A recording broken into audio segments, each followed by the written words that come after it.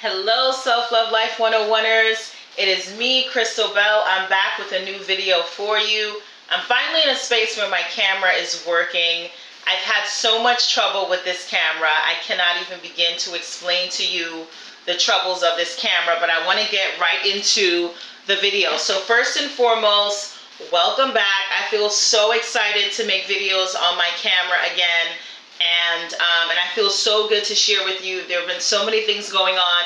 For those of you who follow me on Instagram, FYI, it's at Self-Love Life 101, Facebook at Self-Love Life 101.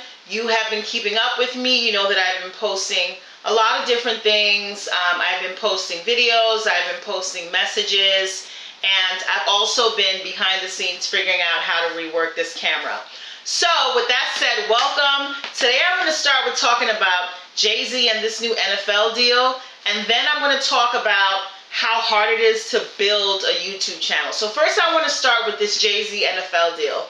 So for those of you who don't know, I'm from Brooklyn, born and raised. I have a lot of Brooklyn pride, a lot of New York pride, and I grew up like many people who are 80s babies, who grew up in the 90s, who were in middle school in the 90s and high school in the 90s. We grew up listening to Jay-Z. So Jay-Z for me was someone who represented Brooklyn, number one, unapologetically. He was someone, for me at that time, Jay-Z did not necessarily represent blackness, but he represented hip-hop, and that was enough for me because hip-hop is blackness for me because it was created by black people. It was created in the Bronx, right? You've got DJ Kool Herc, who's Jamaican. So hip-hop has all of these layers that started from black people and now has expanded on this global level. So over time, obviously, Jay-Z has evolved, and I respect just a lot of the evolution that he's had. Notably, he has evolved from a business perspective. Now, so in the corporate world, you know, and by corporate I mean white, you know, folks are like, oh, Jay-Z is so this, he's making all these deals. Oh, he has a share of the Nats, right, which he then sold. Oh, he has a share in Barclays, which I don't think he does anymore, if I'm not mistaken. And so from a corporate standpoint, it seems like he's really expanding, right? And expansion is often affiliated with forgetting about who you are and where you came from. On the flip side, from a street perspective, it sort of looks like or can seem like selling out. Now, I don't think expanding or working with corporate entities is necessarily a form of selling out, especially because we live in a very capitalist society where it's all about, you know, surviving because of the income that you make, right? Or because of the income that your parents have passed down to you from generation to generation, or because of the various networks that have been passed down to you. Let's get some light in here. From generation to generation. And so when that's the case, you know, there are different levels to who's selling out and who's not. So on a first level, everyone isn't interested in fighting capitalism. So I know I'm interested in fighting capitalism. And what does that mean? So capitalism is loosely defined as a free market entity where anyone can sort of make it if they really try and they really work hard. But that's not really how capitalism works. The very nature of American culture and American society is racism. And because the very nature and the very, you know, just the very fabric of American culture was built upon the history of slavery, means that the market that, you know, that was taken on thereafter, capitalism, can only be shrouded in racism. And that's exactly what capitalism is. And so there's this notion that only a few people can have all the resources and then everyone else can't have it because they're just not special enough. And these things are sort of messaged to us. We're socialized to believe this. We're socialized to believe that a 40-hour work week is normal, right? Why can't we work 10 hours a week? We're socialized to believe that not getting sleep and not taking care of ourselves is a form of being a really good capitalist. And it's just not true. And so I say all that to say, when Colin Kaepernick started kneeling during the NFL games, I thought it was such a subtle and peaceful protest just to remind folks, hey, this isn't okay.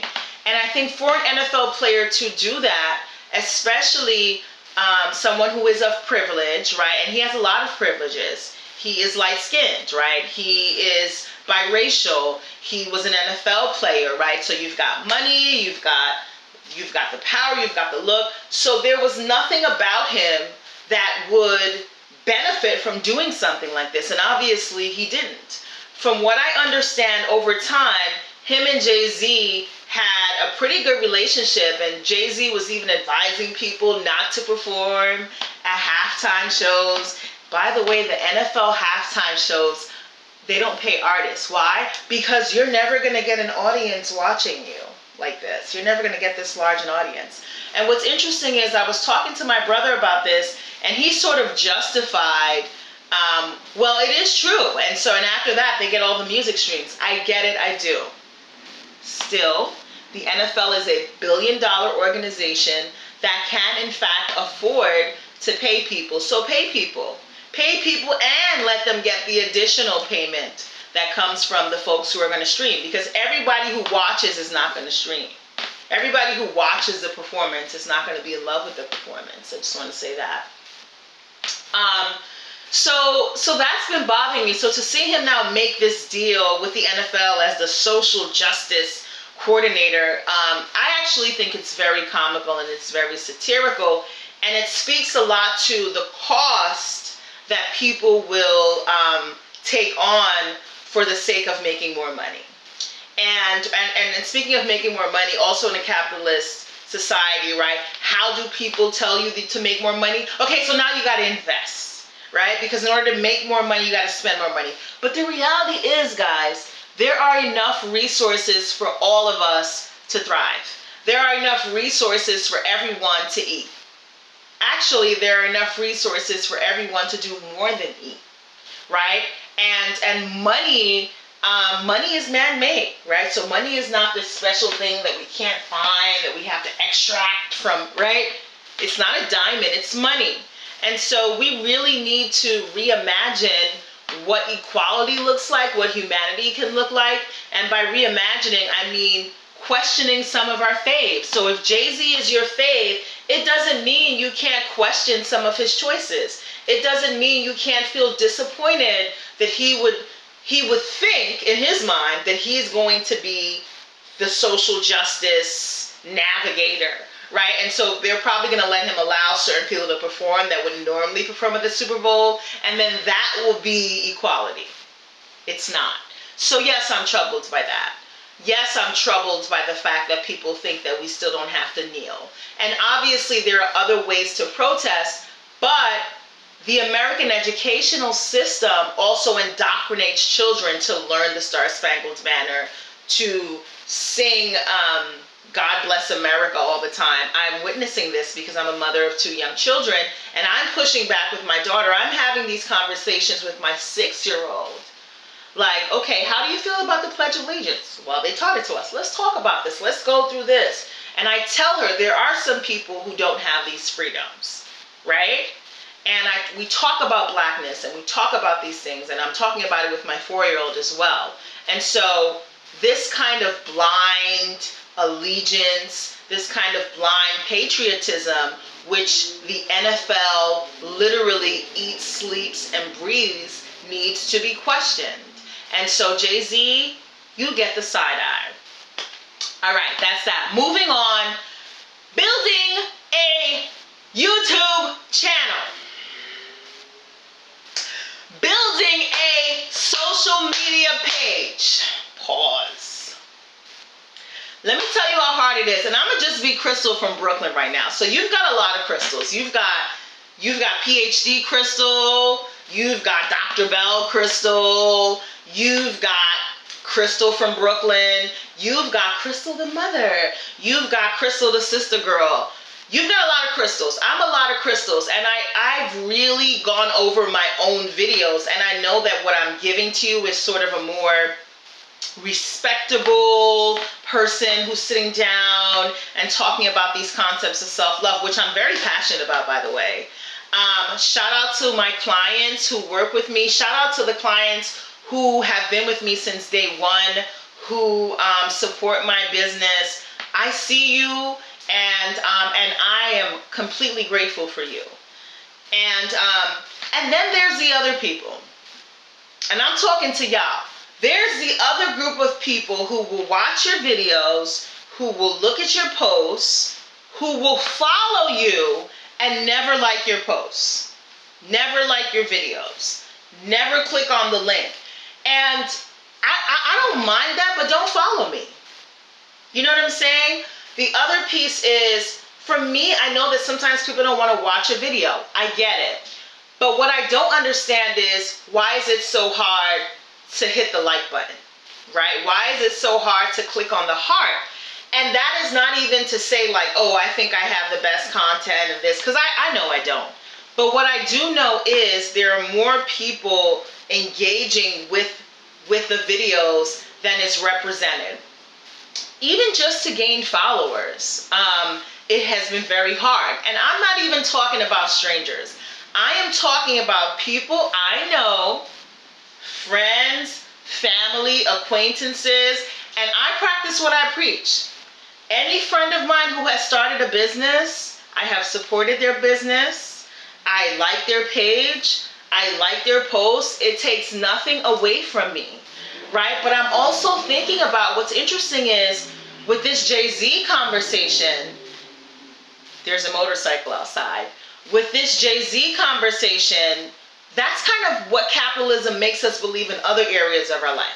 This is special. This is chosen. These followers of this particular page are different or better. This influencer is cooler. This influencer shows more TNA. You're not going to see that on my page. And a lot of other things that I'm seeing is, and shout out to everybody who's doing the YouTube work. I respect you. I salute you. There are some influencers under the guise of, you know, I am a mental health expert, and you go to their page and they're like, you know, TNA everywhere, but with mental health quotes. And like, I have trouble with that too. So I'm struggling with, number one, I'm not a person who feels like I need to be visible all the time, like I need to be in the spotlight all the time. So when I thought about having a YouTube channel, which I thought about for years, by the way, I was reluctant because I don't ever want to feel like I'm grasping for straws doing something, right? At the same time, that's not why I do this work. I do this work because I love this work. I think that self-love is important. And the more that I speak to a lot of people in my different circles of influence and realms of influence, the more I realize that people are really struggling, not even just to love themselves, but to like themselves. People are struggling with social media envy. You're looking at social media as some sort of barometer of what you are or are not doing. And so that's problematic. But I do want to say this. This journey has been going on for almost 2 years. And if you've been with me for 2 years and you haven't subscribed to my YouTube channel, you should. If you've been with me for almost 2 years and you haven't liked the post, you should. If you've been with me for almost 2 years and you haven't shared my page with somebody else, you should, right? And I'm just saying that because YouTube is free, right? So YouTube is free. Now, for those of you who take it to the next level and you do coaching services with me, you will see that I have a lot to offer in terms of just helping you get your life on track. So I'm going to step off my soapbox, but one thing that I do want to say is I am really good at organizing the hell out of your life. I am really good at goal setting. I am really good at conceptualizing something in my mind and actually bringing it to life. I am really good at listening to other people. I am really good at giving you solution-based results. Okay, so mess with me. So I want to say I am happy to be back. I hope to continue this journey with most of you and more of you. I want more people to join the ride just because I think that a self-love movement can really help transform and push against how we see and understand the world. In the meantime, follow me on Instagram, Self Love Life 101. Follow me on Facebook, Self Love Life 101. Follow me on YouTube, Crystal Bell PhD. Peace, guys. Thank you for joining me today.